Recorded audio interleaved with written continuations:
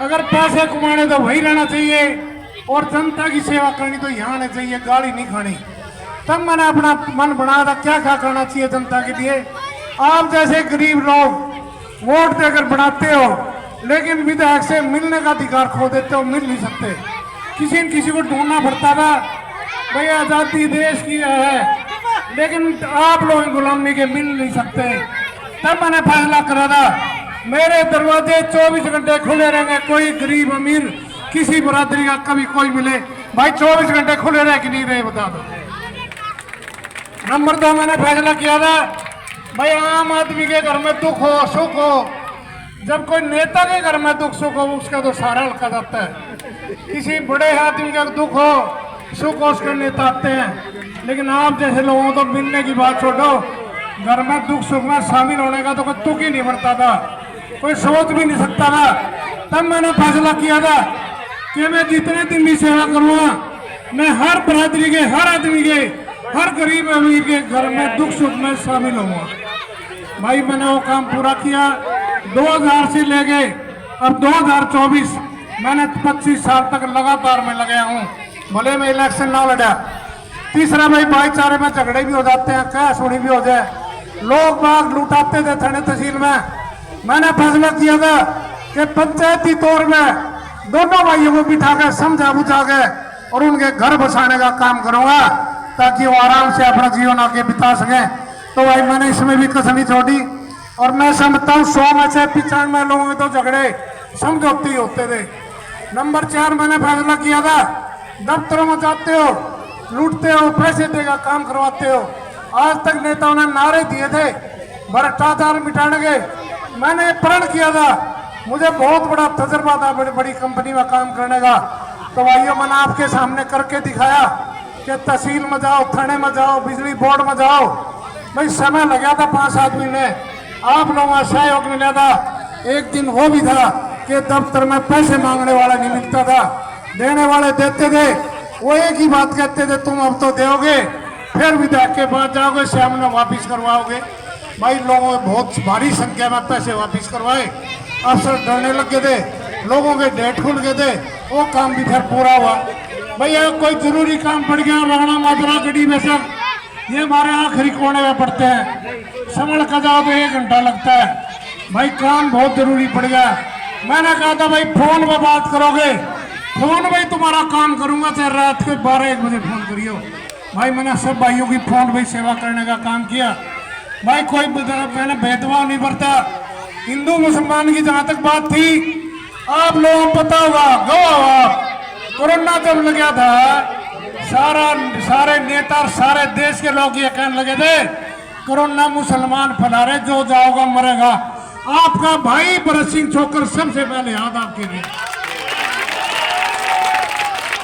मुझे अपनी जान की परवाह नहीं दी, मुझे अपने वादे की परवाह थी, जनता की सेवा करनी है। भाइयों मेरे मन में एक बात और थी कि जब मैं विधायक बना, भाई अपने अपने चेलों को बनाते थे चेयरमैन। मैंने आपके एरिया की देख रेख के लिए, देखभाल के लिए, मजबूती के लिए आपका एरिया से सालिम को चेयरमैन बनाने का काम किया। इसलिए किया था मुस्लिम भाई है, तुम्हारा ख्याल करेगा, छोटी मोटी दिक्कतें ये दूर करेगा, बड़ी बड़ी मैं करूंगा, जैसा करे उसकी जो।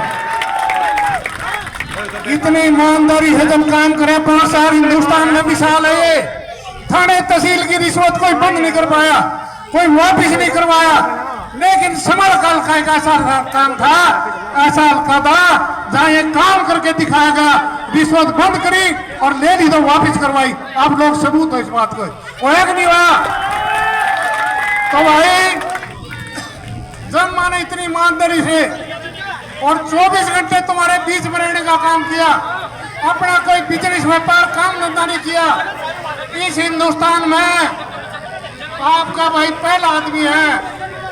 राजनीति में आने के बाद अपना काम नहीं करा, खेती व्यापार कोई धंधा नहीं करा, अपने घर से राजनीति करता हूँ, खर्चा करता हूँ, किसी भाई का 1 रुपया खर्च नहीं करने दिया कभी। 25 साल के रिकॉर्ड में, 25 साल के रिकॉर्ड में, 25 साल की राजनीति में बेदाग रहना, बेदाग रहना, ये हिंदुस्तान का पहला रिकॉर्ड है समझ के अंदर। भाइयों मैं तो अब एक बात के लिए वैसे तो आता रहा हूँ, कोई नहीं कह सकता मैं आपसे दूर रहा। हर आदमी के दुख सुख में अभी ना तो पता लग गया मेरी मजबूरी। अब इलेक्शन का जोर आया, मेरे बीच में दिखते आई, कोई भाइयों ने फोन आई, सुन लो ये बात ध्यान से, मैं चुप रही हो कि भाई ये तो पार्टी बदल जाए।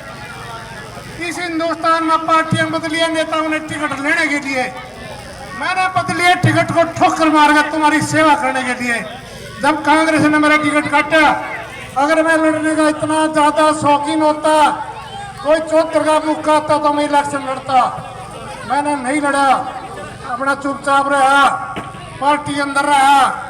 लेकिन जैसे मैं दुख सुख में आता हूँ, मेरी माँ का मरना हो गया और मेरे घर पर जब नेता नहीं आए सरकार के, तब मेरे को महसूस हुआ, तब चौटाला साहब भाई ये बड़े चालाक नेता थे, ये मेरे घर आगे पर पहले अपना लड़का भेजा था चौटाला, फिर भी मैं खुद आए, पब्लिक के सामने जोर शोर मचा दिया, टिकट देंगे एमएलए बनाओगे, मंत्री बनाओगे, लोग कहने लगे चला गया। लेकिन एक बात सुनो, क्यों छोटी उन्होंने टिकट पक्की कर दी? टिकट पक्की के लिए लोग नोट देते हैं, पैर पकड़ते हैं, लेकिन उन्होंने कहा भाई सारे हरियाणा के एमएलओ से, एक्स एमएलओ से 5-5 लाख रुपए देने पड़ेंगे पूरे हरियाणा में। अगर मैं सत्ता वो कहता 5-10-20 देता, एक भरत सिंह चौक करता जिसने मना किया पैसा एक नहीं दूंगा ना, मैंने लोग टिकट नहीं चाहिए, मैंने ऐसी टिकट नहीं चाहिए। फिर मैंने गलत करे ठीक करे बता दो, मैं क्या करता, छोड़ दी। 2014 में बीजेपी ने